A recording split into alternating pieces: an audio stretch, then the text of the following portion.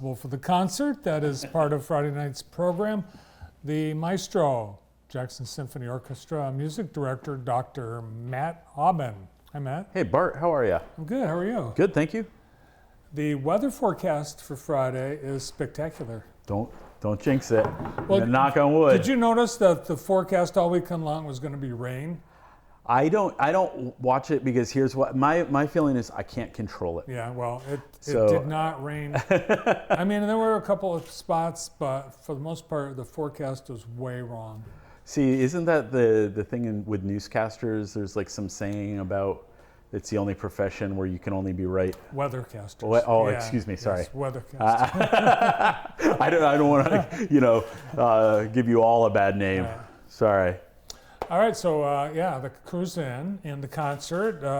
This is a pretty long tradition. I think the very first concert that you were part of JSO was the Summer Pops concert. Yeah, exactly. We did one of them down by Consumers, I think my first year, and then after that we started to partner with the DDA, I think, and Experience Jackson and different folks to bring everything downtown. I mean, it makes it so much easier, but also the venue, the new park had just opened up with the mural, Horace Blackman Park.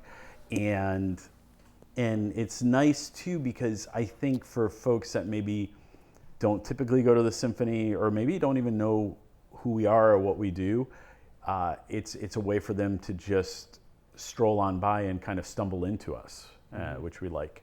So yeah, it's been working out great. We get a great audience every time and have lots of fun things planned. So yeah, I've noticed all summer there have been concerts that they just happen to stumble on and they sit down and they stay. Right. So yeah, and that happens with this concert every year as well. For sure.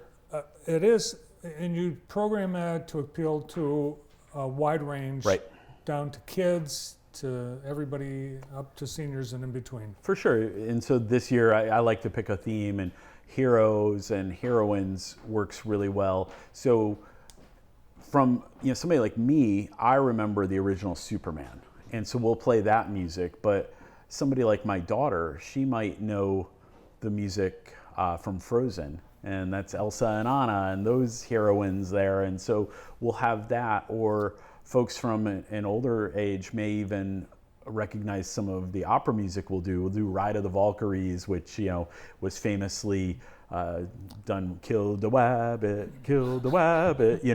from Bugs Bunny. So there's a little bit of music from all these different periods, and many of them come from films, but we'll also have sprinkled in some music that celebrates our heroes that are in our community, that celebrates the folks that have served our military, for example, and have been true patriots. Who was the best Superman?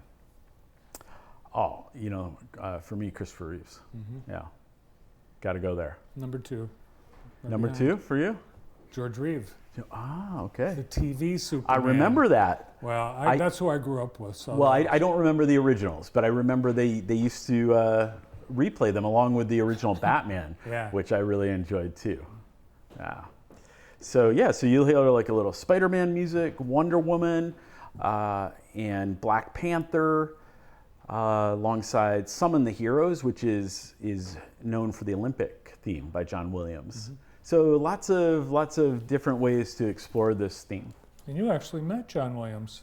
Well, I did. I saw him recently. I was out at a conference in LA, and he's turning 90 this year, or just turned 90, I believe. And so they did a question and answer with him and Gustavo Dudamel. And the thing that I think was the funniest thing that he mentioned is that when he was writing the Star Wars score originally, he was thinking of this big love interest between Luke and Leia until they pulled him aside and said, well, actually, it's gonna turn out that they're brother and sister. So that was funny to hear him recount that. But yeah, it's really amazing. He still composes by hand. He doesn't use computers. He has assistants that do all that for him. And from what I've read, at this birthday marks a shift for him where he'll only write concert music now. He's really retiring from film scores and just spending the rest of his life doing maybe concertos or symphonies and things like that. Well, how do you top John Williams? And how does John Williams top John Williams? Well, right, but he still manages to do it, doesn't he? Yeah. Oh my gosh, wow! You know, just thinking of the sequence of things like Jaws or Star Wars that were actually not even early; they were in the middle. Some people don't know. Some folks have been early age. Do you know the film Goodbye, Mr. Chips? You know, he did this some of these older films, and then more recently, a lot of folks know him because of Harry Potter. But you know, throw in things like Home Alone and E.T., Raiders of the Lost Ark. Yeah. It's incredible. So I love playing his music, and I don't know if a lot of people know this, but a lot of new music, we have to rent it. So we rent it, we play it once, and then we send it back. And if we want to do it again, it's about the same cost every time, which is, you know, a few $100s. With John Williams, he makes his music for sale, so you can buy it for a few $100s, and then you have it in your library, and you can perform it time and time again. Oh, neat. Which is really nice. So if you rented a song and then there was, play it again, you'd have to pay again to play the second. Probably not that, but if we play, the price changes if you perform it 2 consecutive days. So if we perform a Friday concert and then a Saturday concert, we have to pay almost twice as much. Oh, wow. Yeah, there's costs involved in what we do. Yes, and there are licensing cops behind every corner. There are. Yes. Well, and it's so important that we also recognize that these people, these composers, have spent a long time in school and probably have a lot of student loans. Maybe not people like John Williams per se, but other composers, and it's important to compensate professional musicians. Now there's looks like a VIP ticket again this year.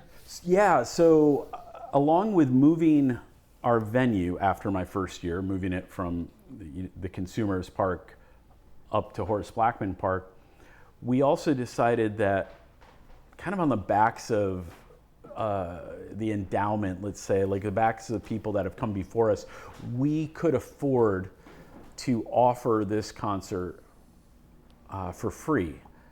So anyone that comes up, they can just show up and enjoy the music. Now that said, we also have created a paid option, which we have about 150 seats set aside up front, where if you pay, you can be part of a VIP reception before the concert, have a drink, and then come out and have a seat that's right in the front for you already taken care of. And so I think it's nice to have this hybrid option for folks.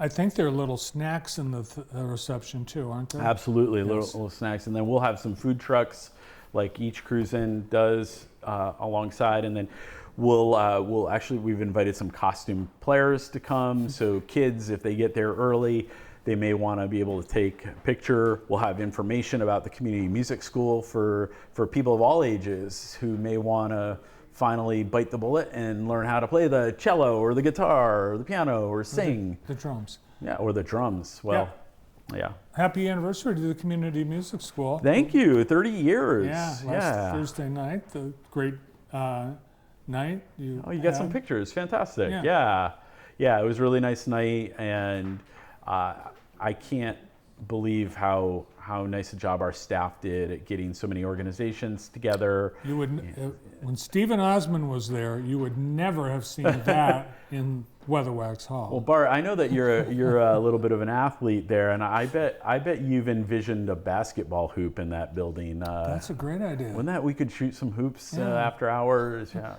Or a golf simulator. But yeah, we had a few folks coming down and checking things out. Some of our instructors, that Scott Moylan up there from the community, teaches percussion. We had the Chelsea House Orchestra, which is a fiddle group that's made up of students in the Chelsea High School Orchestra. And Jed Fritzmeyer, who's our music school director, used to conduct them, and so he still has an affiliation. He brought them in as a special guest to help celebrate with us. Yeah, so it was really nice. I like those T-shirts, don't you? It's amazing. How many? I'm sure someone has the number. How many students in the 30 years have been educated in learning an instrument since you began? Sure, I would say that we reach about 300 students a year. Wow. And even more when you start to then think about things like when the JSO does an education concert for 3rd and 4th graders that reaches over 2 performances, close to 3,000 kids in our community. I think that the research has showed that students who are involved with music do better academically, and that students that are exposed to music at an early age also come back throughout their life to other musical events, like a symphony concert, like a Nutcracker. They have an appreciation. So it's really important for us all as parents, as grandparents, as a supporter of the arts, to plant that seed early, to expose those students and get them excited. How old were you when you first picked up a musical instrument? Well, so my first musical memories are my mother playing the Nutcracker on the piano as I raced up and down the stairs, and she played Trepak, bum bum bum bum bum bum bum bum, and we would just like kind of race up and down as kids, my brother and myself. And I remember my parents singing show tunes, playing the Beatles, playing music from Oklahoma, things like that. And I finally took up the French horn when I was in 4th grade. Wow. That was it. So we had a piano in our house, and my father, the only thing he played was dun dun dun dun dun dun dun dun dun dun dun dun dun dun dun dun, over and over and. I don't know what song that was, but he was very good at it. But he was good at it. Yes. Well, and I remember as a former high school band director that my kids would come in and jump on the piano and play Heart and Soul, and it was terrible. I just never want to hear that song again. It won't be on the program Friday night, but there will be a lot of great songs. So come on downtown for the Summer Pops concert and cruise night. Thanks for coming in. Thank you for having me. Yeah, we'll see you Saturday night in downtown Jackson. Friday night, right? Friday night. What did I say? Saturday night. Friday Saturday night. Saturday night. You don't want the people to miss it. I was distracted by this little gnat that was flying around. Friday night in downtown Jackson, cruise night and the Jackson Symphony Summer Pops concert, Heroes and Heroines, with Maestro Matt Aubin. Another event